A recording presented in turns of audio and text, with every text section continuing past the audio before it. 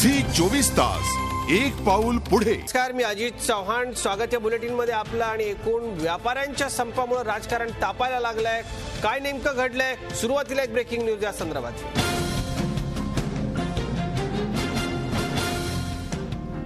राज्यामधल्या व्यापाऱ्यांच्या एलबीटीच्या विरोधात सुरू असलेला संप व्यापाऱ्यांनी अखेर मागे घेतलाय. मुख्यमंत्र्यांच्या बरोबर झालेल्या बैठकीनंतर व्यापाऱ्यांनी संप मागे घेण्याची घोषणा केली आहे. मुख्यमंत्र्यांनी एलबीटीवर तोडगा काढून राष्ट्रवादीवर कुरघोडी केली आहे. शरद पवारांनी उद्या व्यापाऱ्यांसोबत आयोजित केलेली बैठक आहे. मात्र या बैठकीपूर्वीच मुख्यमंत्र्यांनी तोडगा काढल्यामुळे राष्ट्रवादीची लाभ उठवण्याची खेळी पुरती फसल्याची चर्चा आहे. आता आपल्या सगळ्यांना माहिती आहे, राष्ट्रवादी काँग्रेसचे अध्यक्ष शरद पवार यांनी व्यापाऱ्यांना आवाहन केलं होतं, संप मागे घ्या. तुर्तास संप त्यांनी मागे घेतला होता. त्यानंतर पवार यांच्या सोबत चर्चा करणार होते आणि नंतर मुख्यमंत्र्यांशी बोलणार होते. मात्र त्यापूर्वीच आता मुख्यमंत्र्यांनी या व्यापाऱ्यांच्या बरोबर चर्चा केली आहे आणि व्यापाऱ्यांनी देखील घोषणा केली आहे मुख्यमंत्र्यांशी झालेल्या चर्चेनंतर की आम्ही हा संप मागे घेतोय.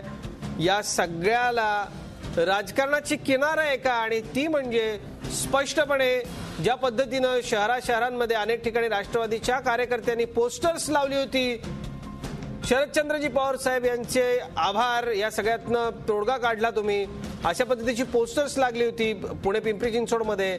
आणि आपण बघत होतो की राष्ट्रवादीचे अध्यक्ष शरद पवार यांना या सगळ्याचं श्रेय जात होतं. मात्र आता मुख्यमंत्र्यांनी तातडीने हालचाल केली. उद्या पवारांची व्यापाऱ्यांबरोबर बैठक होणार होती. त्याआधीच मुख्यमंत्र्यांनी ही बैठक घेतली आणि श्रेय काँग्रेसकडे खेचण्याचा 100% यशस्वी प्रयत्न केला. झी 24 तास एक पाऊल पुढे.